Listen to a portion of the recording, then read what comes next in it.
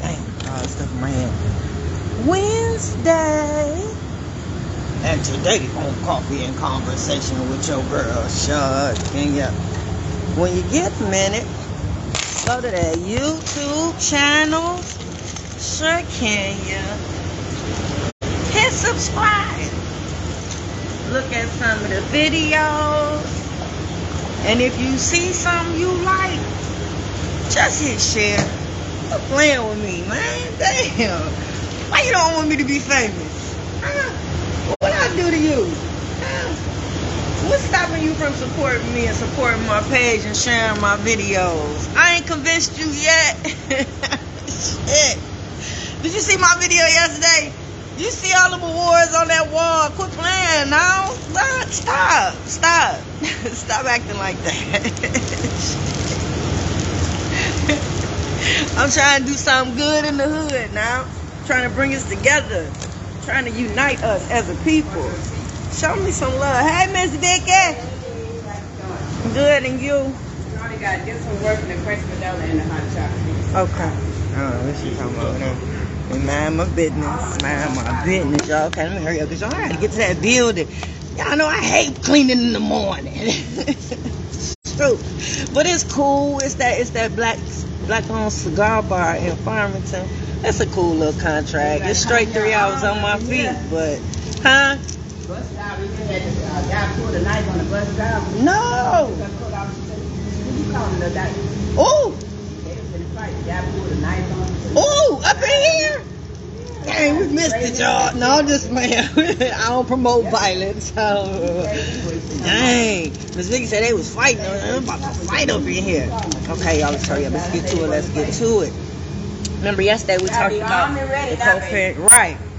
We talked about the co-parenting workshop, and I gave y'all the breakdown. It's the 8-week workshop that I created to help you build a better relationship with your baby mama, your baby daddy. The first week after introductions is forgiveness, you know, and it's a reason why that's the first one. That's what gets the motor running. That's what gets the ball rolling. Forgiveness. Because if you can't forgive, you can't move forward with whoever. In this case, it's your baby mama or your baby daddy. And considering y'all have to work together and share that baby, you gotta forgive them at some point. Yeah, most of y'all, they can't forgive you for leaving. Yeah, most of y'all manipulating that baby and abusing that baby, they doing that because they couldn't get past you leaving. I know, you ain't really did nothing wrong. You actually was the perfect mate. Probably the best they ever had. And as a result of, they messed that up. They dropped the ball, you left. Yeah, they ain't got over that. Yup, they ain't got over that. So with that being said, can you forget that baby?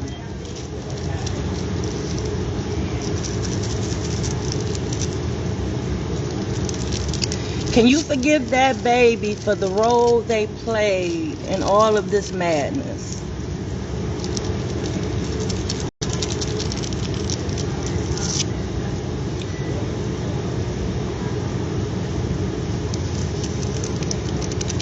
Let me tell you, it's gonna be hard. It's gonna be hard. But what I do want you to understand is that child was abused. Yeah, let me tell you what type of talk that child probably heard every time they went over that baby mama or that baby daddy house. Have you told your mama or your daddy you don't want to stay here? I know you ain't happy here. You shouldn't have to clean up. You ain't no maid. You don't have to stay here for long. When you get 16, 17, we can go to court and you can choose who you want to live with. This is the type of talk that your baby has heard probably the whole time y'all been apart.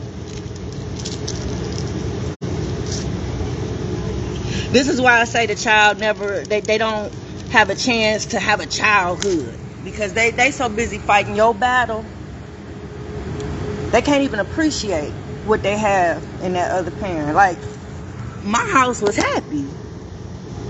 Me and my baby had a good relationship. You got to keep in mind, all my children had a role to play. Yep, let me tell you, that son, he was good for getting jobs for us. Every now and then he'll come to me, Ma, I got a paint job, I got somebody. He good at getting them. My oldest daughter, she was good at getting people for the radio show. I met Gennaro because of my baby. She was at the mall and she walked up to him and told him, my mama got a radio show, she do blase split, and that's not the only person she's referred to my show. That baby, she the one that sold my books without me telling them. Like, this is stuff that they did without me telling them. We were a team. Everybody had a role to play. That baby sold my books without me. She sold the books and wasn't even old enough to read it. Yeah, I just told her bits and pieces that was age appropriate, that was in the book, and I let her know the reasons why she wasn't allowed to read the book until she got about 16 because of the stuff that's in the book. Dysfunctional Family Knot is the book that I speak of. It's my book and it's loosely around my life, but it has a lot of mature content in it. It talks about drug addiction, drug abuse. It talks about molestation. It talks about a lot of stuff that she wasn't old enough. So she wasn't able to read it, but because of what I told her was in it, she sold most of my books to her school. All the teachers got a copy of Dysfunctional Family Knot. Yeah, and this was in elementary, middle school when she did this. She went and set up an appointment with the social worker at the school because she witnessed the fight. So she told the social worker about my program. Hey, TJ, good morning, baby. Thanks for joining us. Right, so all my children had a role to play. They knew what they were supposed to do. So, yeah, it's hard for me. Because she was old enough to know better. She was a big part of what, and she was involved, you know. For her to do that, one day they was cleaning. I came into the school because we had two schools and we had the Birmingham Municipal Center, right?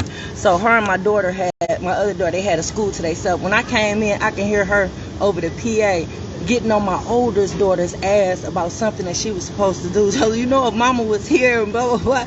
And when she get here, like she took the supervisory role of that mission, right?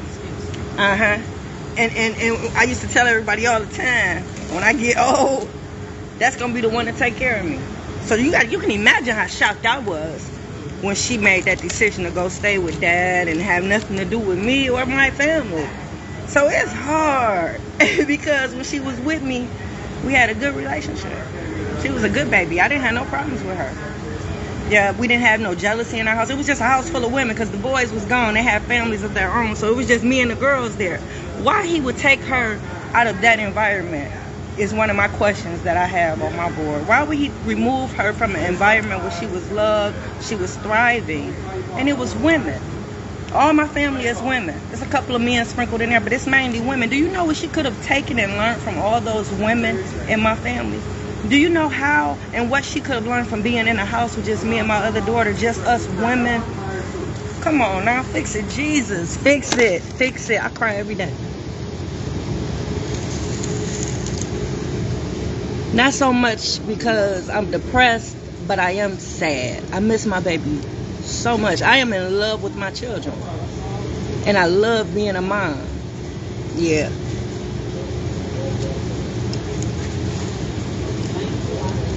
So my question today is, can you forget that baby?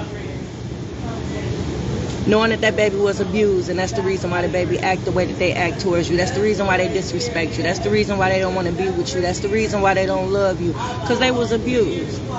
They was programmed to feel that way. Yeah. Now the next question for you is, would you be able to forgive that baby mama or baby daddy at some point for putting you through this and putting that baby through this? Using that baby as a pawn against you. Would you be able to forgive them at some point? Yeah, I'm struggling with that. I'm struggling with that. I ain't gonna even hold you up. I pray about it every day. Yeah, I haven't gotten there yet. Yeah, I'm preaching to y'all about it, but I am so... but I don't have a problem admitting my shortcomings as well. Yeah, I'm struggling in that department because none of this should have happened. It was no reason. Like I say, if there's no abuse or neglect, yeah, a child should never have to choose between a mama and a daddy. That's abuse within itself. Yeah, they should never have to choose between a mama and a daddy. Never, never, never. So, y'all, that's it for Coffee and Conversation with your girl, Shakenya. I'm out. Mwah.